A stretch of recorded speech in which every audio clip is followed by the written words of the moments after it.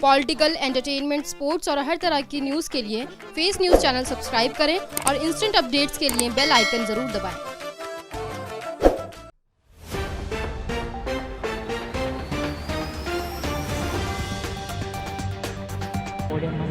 Today, this rally has been called to save the Constitution, to get the restoration of old pension system and mandatorily caste census has to be conducted. There is no to privatization, and every day we see that Constitution is under attack. Adani को पूरा port, rail, कोयला, जल, समुद्र दिया जा रहा है, जो एम्प्लॉयमेंट देते नहीं, लूटने का काम करते हैं। अभी वर्ल्ड बैंक का और तमाम तरह से की रिपोर्ट्स आई है कि बेरोजगारी के मामले में बांग्लादेश से भी हम ज़्यादा पीछे हैं, पाकिस्तान से भी हम ज़्यादा पीछे हैं। And our honourable prime minister or the media of this country round the clock they are beating the drum that our economy is increasing day by day. एक तरफ प्रधानमंत्री जी कहते हैं 80 करोड़ लोगों को 5 किलो का राशन की फैसिलिटी अगले 5 साल तक और बढ़ा दी जाए। कहने का मतलब कि गरीबी और बढ़ने वाली है, गरीबी खत्म होने वाली नहीं है। इसका यह मतलब है कि गरीबी खत्म होने वाली नहीं। उन्हीं के भाषण में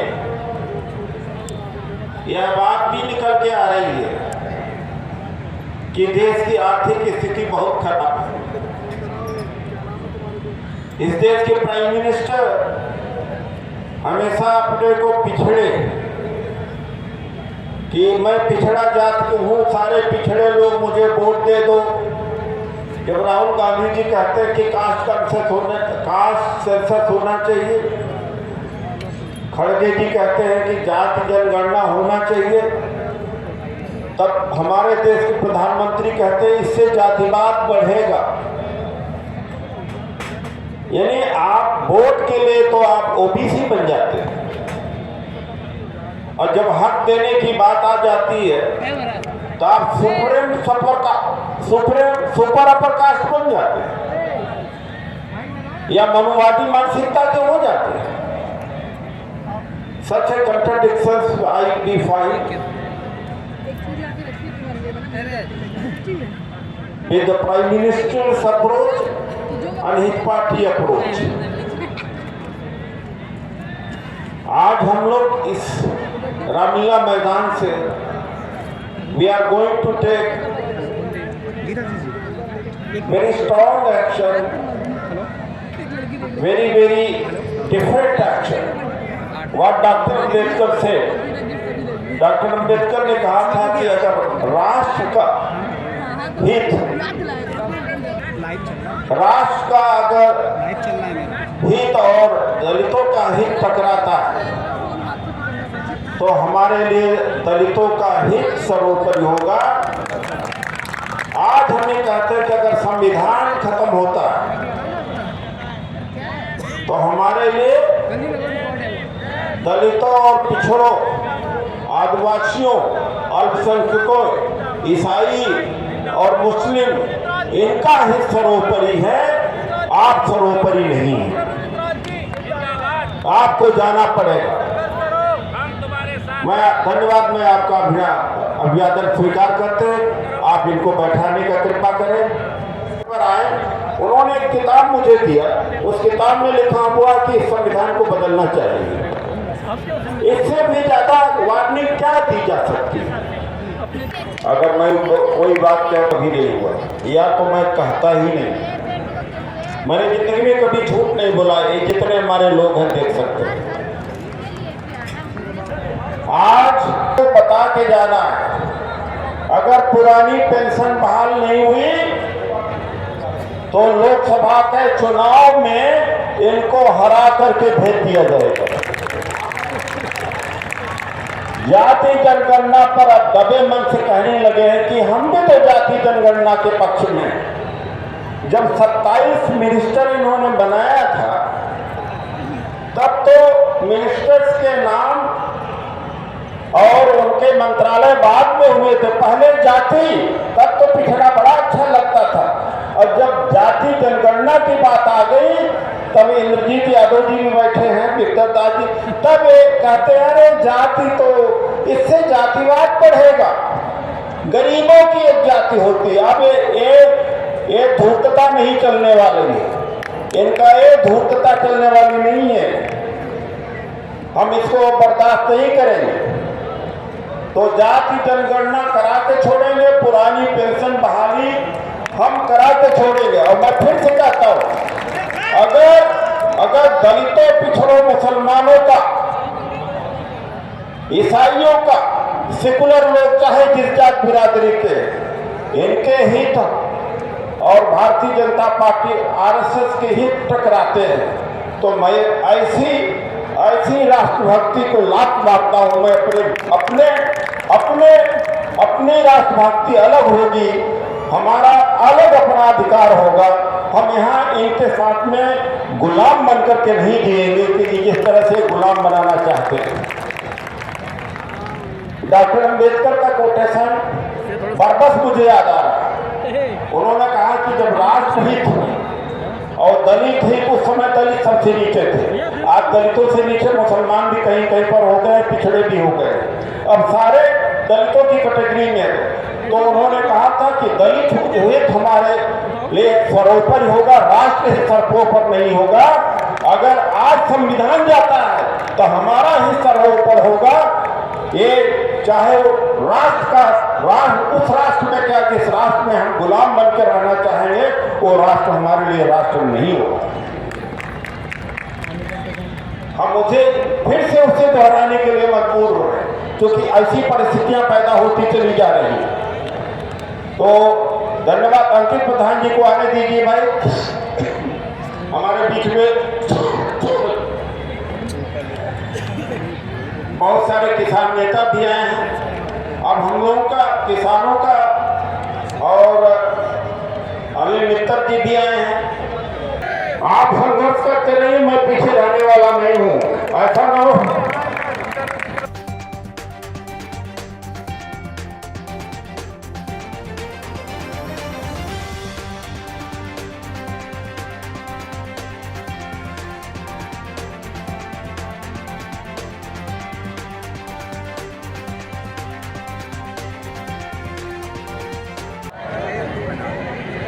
जैसा मैंने कहा कि वचन निभाने वाले बहुत कम होते हैं। राजनीति और सामाजिक काम में झूठ ज्यादा चलता है। जो अकलियत है, जो गुर्बत की जिंदगी जी रहे हैं, बना दिया हमने मुहावरा, जो न्याय के लड़े लड़ रहे हैं, असत्य बोल करके वो जीत नहीं सकते, क्योंकि हम षड्यंत्रकारी नहीं हो सकते। जो लोग यहाँ बैठे हुए थे, इनको पानी की व्यवस्था कर दिया जाए। ये सभी समाज के काफी लोग हैं, वसीम सैनिक जी के साथ आए हैं। अभी एक पत्रकार ने कहा, और मैं ठीक से मंच पर इस चीज को फिर से डिफाइन करने की जरूरत है। बीजेपी का, आरएसएस का नेशनलिज्म हमारे नेशनलिज्म से अलग है। हम इनके नेशनलिज्म को नहीं मानते हैं, हम इनके नेशनलिज्म को रिजेक्ट करते हैं। आज लाखों की संख्या में दलित हैं, पिछड़े हैं, ईसाई हैं, मुस्लिम हैं, किसान नेता हैं, मजदूर हैं, कर्मचारी हैं। यहाँ पर यह बात आज से जानी चाहिए कि हमारा नेशनलिज्म अलग होगा। उस नेशनलिज्म के, उस राष्ट्रभक्ति का हम हिस्सा नहीं बन सकते जिसमें संसद में भड़ुआ कहा जाए, कटुआ कहा जाए, उग्रवादी कहा जाए, आतंकवादी कहा जाए। उस राष्ट्रवाद का हिस्सा हम नहीं हैं। हमारा राष्ट्रवाद वो होगा, हमारा राष्ट्र वो होगा जिसमें सबकी भागीदारी होगी, सबको इज्जत होना चाहिए। तो उनके राष्ट्रवाद से हमारा राष्ट्रवाद आज अलग होता है, पहले से था, लेकिन आज लाखों के लोगों के बीच में यह घोषणा की जा रही है, जो व्हाट्सएप यूनिवर्सिटी पर चलता रहता है नेशनलिज्म नेशनलिज्म नेशनलिज्म। तो आज टेलीविजन पर भी, यूट्यूब पर भी हर जगह जवाब देने की कोशिश करें।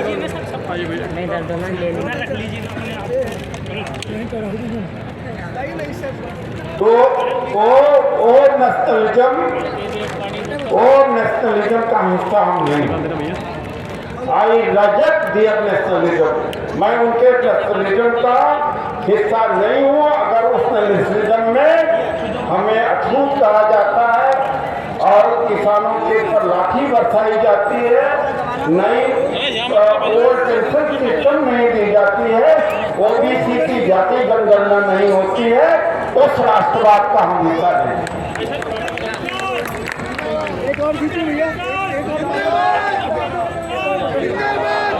ये क्लियर है? आप सारे लाखों लोग, हजारों लोग सहमत हैं? आज के बाद सोशल मीडिया पर हर जगह आप यही लिखेंगे कि हम उनका, हमारा राष्ट्रवाद अलग है। डॉक्टर अम्बेडकर 1936 में कहे थे, अगर दलितों का हित और राष्ट्र का हित में टकराव होता है तो हमारे लिए दलित का हित सर्वोपर होगा, राष्ट्र का हित नहीं होगा। आज उस समय के दलित, आज मुसलमान भी दलित है, आज ईसाई भी दलित है, आज सबकी हालत वही है। ये जो बहुजन समाज के लोग हैं, जो सेकुलर समाज के लोग हैं, जो किसान आंदोलन है, किसान लोग हैं, जो मजदूर हैं, सारे उस समय के दलित के बराबर थे। इसलिए हमारा राष्ट्र अलग है, उनका राष्ट्र अलग है, हमारी राष्ट्रभक्ति का परिभाषा अलग है, उनके राष्ट्रभक्ति का परिभाषा अलग है। जो मीडिया में कहा जाता है राष्ट्रभक्ति राष्ट्रभक्ति राष्ट्रभक्ति, कह देना चाहिए कि कौन सा राष्ट्रभक्ति? तुम्हारी राष्ट्रभक्ति, तुम्हारा देश की हमारा देश, तुम्हारा नेशन तो हमारा नेशन, तुम्हारा पट्टियाजिज्म की हमारा पट्टियाजिज्म। आज से सवाल खड़ा किया जाना चाहिए, इससे मंजूर है? पार्लियामेंट के अंदर ये चीजें कही जा रही और प्राइवेट जितना गवर्नमेंट डिपार्टमेंट बने और जितना पब्लिक सेक्टर अंडरटेकिंग है, गरीबों का, आम जनता का पैसा। ऑक्सफैम रिपोर्ट के पहले एक भ्रम था कि अमीरों के टैक्स से देश चल रहा है। अमीर इसमें केवल 4% टैक्स देता है। गरीब और कॉमन पैसे के टैक्स से मोदी सरकार चलती है, सड़कें चलती हैं, पुलिस चलती है, रेलवे चलता, सब चलता है। इसलिए अगर इनको बेचा जा रहा है तो राष्ट्रवाद के खिलाफ है, किसी पूंजीपति के हाथ में जो बेच दिया जा रहा है। इससे रोजगार नहीं मिल रहा। 25 लाख करोड़ रुपया बैंक का कर्ज माफ कर दिया जाता, 1 लाख करोड़ का ओल्ड पेंशन सिस्टम का बोझ सरकार नहीं उठा सकती है। आज मनजीत पटेल जी, सविता कात्यायन जी ये जो लड़ाई लड़ रहे हैं, DN सिंह जी लड़ाई लड़ रहे हैं OPS की, ये कहते हैं कि पुरानी पेंशन लाने से हमारी अर्थव्यवस्था खराब हो जाएगी। अरे भाई, आपकी अर्थव्यवस्था रेलवे में सोमनाथ जी है, रेलवे भी यही लग रहा। Mister doctor NS Pillai is also fighting for the same cause. तो 25 लाख करोड़ रुपया इस देश के पूंजीपतियों का 10 साल के अंदर माफ किया गया है। अगर पुरानी पेंशन सिस्टम लागू किया जाए तो 10 साल में 5 लाख करोड़ से ज्यादा का नहीं होगा। लेकिन मंजीत साहू जी हैं, वहाँ पटना से हैं, हमारे साथी हैं, आए हुए हैं, तो क्या पेंशन नहीं दिया जा सकता है? दिया जा सकता है पेंशन। पूंजीपतियों के लिए इस देश में पैसा है। आज ईसाई यहाँ डॉक्टर रॉबर्ट गोल्डबर्ग, आज ईसाई पूजा पाठ नहीं कर सकता है, पूजा करने के ऊपर उसको जेल भेज दिया जाता है। आर्टिकल 25 का कॉन्स्टिट्यूशन का कोई मतलब नहीं है। आर्टिकल 25 के कॉन्स्टिट्यूशन में सभी को पूजा करने का अधिकार है, अपने धर्म के प्रचार का अधिकार है, लेकिन करीब करीब उस आर्टिकल को इन्होंने खत्म कर दिया। आज ये जो रैली है इन मुद्दों के ऊपर है। हमारी पेंशन, पुरानी पेंशन की बहाली हो और संविधान का खत्म करना क्या है। पत्रकार ने वही पूछा कि संविधान खत्म कहाँ हुआ। हमने कहा कि CBI, income tax, ED, NIA एक बीजेपी के इकाई के रूप में काम कर रहे हैं। ये संविधान के तहत नहीं काम कर रहे हैं, ये बीजेपी और मोदी सरकार के तहत काम कर रहे हैं। तो संविधान तो इसी को खत्म करना कहते हैं। और किसको कहते हैं? इसी को खत्म करना कहते हैं। आज एक पत्रकार सही बात लिखता है तो उसके ऊपर रेप करी जाती है। यही संविधान खत्म करना कहा जाता। और क्या कहा जाता? देश की संपत्ति को उठा करके पूंजीपतियों को दे देना, यही संविधान को खत्म करना कहा जाता। आज विपक्ष की आवाज को दबाई जा रही है, संविधान को खत्म करना यही। आज सुप्रीम कोर्ट में जजेस की नियुक्ति नहीं हो पाती, डिले किया जा रहा कि जब तक आरएसएस का यूनिवर्सिटी कॉलेज में उसकी भर्ती नहीं होती तब तक भर्ती रोकी जाती है। और सुप्रीम कोर्ट, हाई कोर्ट में भी यही हो रहा है कि जब तक आरएसएस का एडवोकेट बैकग्राउंड नहीं मिलता तब तक यह भारत सरकार पैनल को क्लियर नहीं करती। इन्होंने अपना राष्ट्र बना दिया जिस राष्ट्र में हमारी भागीदारी नहीं। इन्होंने अपनी राष्ट्रभक्ति की परिभाषा कर दी जिसमें हमें कुछ मिलता नहीं, अपमान के सिवा कुछ नहीं मिलता। इसलिए आज समय आया है इन बातों के ऊपर चर्चा करने। और साथियों, आज के बाद from today onward we all have to replicate such gatherings। मकसूद अंसारी जी हैं, पूरे उत्तर प्रदेश के तमाम पसमानदा मुसलमानों के नेता है। केवल दलितों के, केवल मुसलमानों का नहीं होना चाहिए, मुस्लिम, दलित, पिछड़ा, किसान की पूरे देश के अंदर रैलियां आज के बाद होना चाहिए। जो अपने यहाँ काम, अपने यहाँ रैली कराना चाहता है, सम्मेलन कराना चाहता है, वो आज घोषणा भी कर दिया जाए कि जो आज यहाँ रामलीला मैदान से शुरुआत हो रही है वो देश के कोने कोने में जाएगा। उसके बाद में यह सत्ता अपने आप यहाँ से गायब हो जाएगी और देश इनसे आजाद हो जाएगा। यह देश इनसे आजादी चाहता है, ये मुक्ति चाहता है। आपको मंजूर है कि नहीं मंजूर है? हम हर जगह पूरे देश में जाएंगे, आप सब लोग मिलकर के इनके खिलाफ में लड़ा। सिविल सोसाइटी, एक सिविल सोसाइटी है। अन्ना हजारे धूर्त कहाँ है? जो रामलीला मैदान में भाड़े की भीड़ आई थी यहाँ पर, वो भाड़े की भीड़ बीजेपी की थी, वो केजरीवाल की और किरण बेदी की जो भीड़ थी यहाँ पर, भाड़े की भीड़ थी, यहीं से बदनाम किया गया था। वो फर्जी सिविल सोसाइटी थी।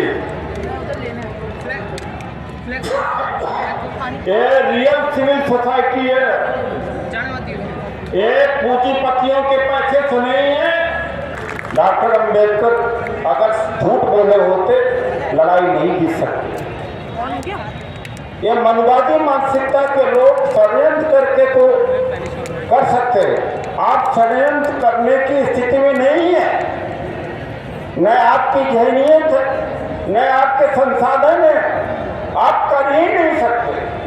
केवल वही न सुधरे जो हमारे ऊपर अत्याचार करते हैं, शोषित को भी सुधरना पड़ेगा।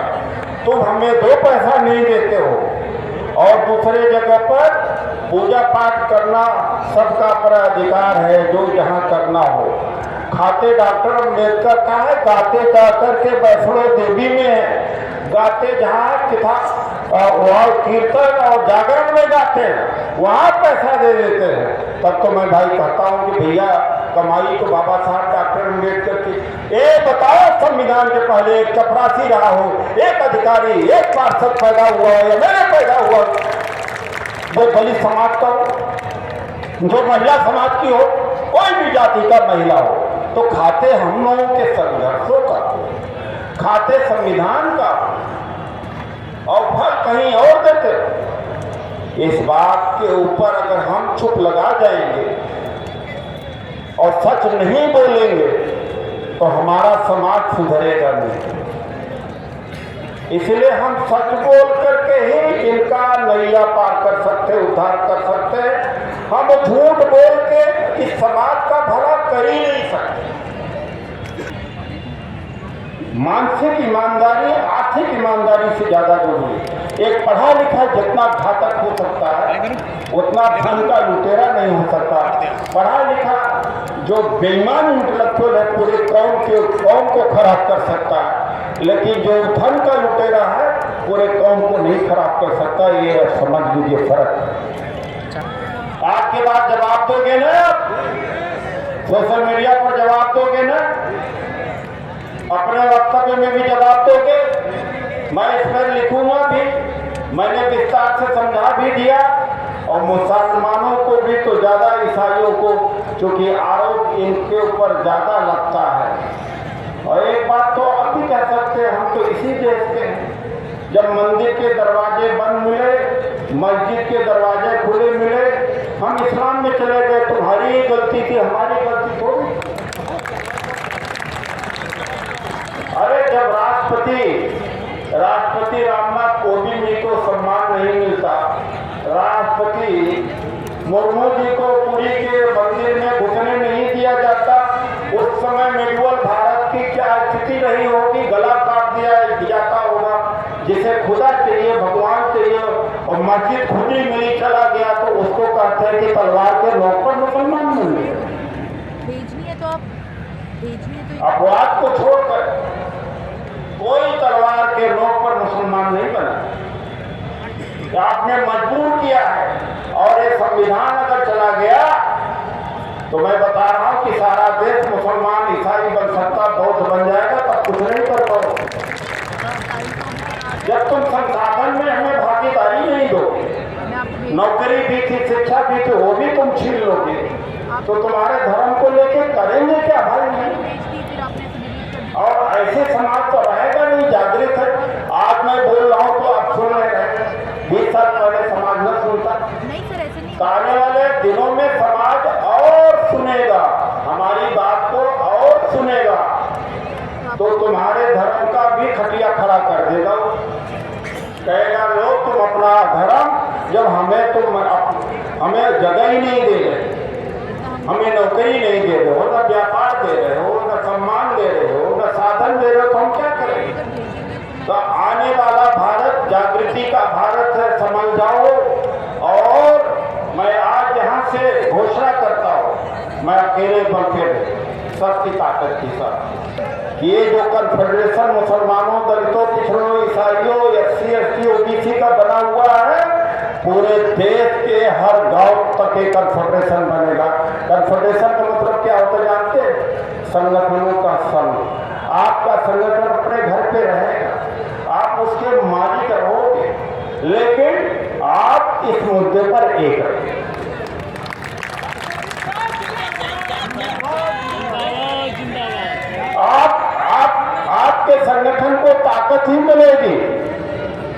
आपके संगठन को ताकत ही मिलेगी, आपके संगठन में कोई कमी नहीं आएगी। लेकिन मैं यह कह सकता हूं कि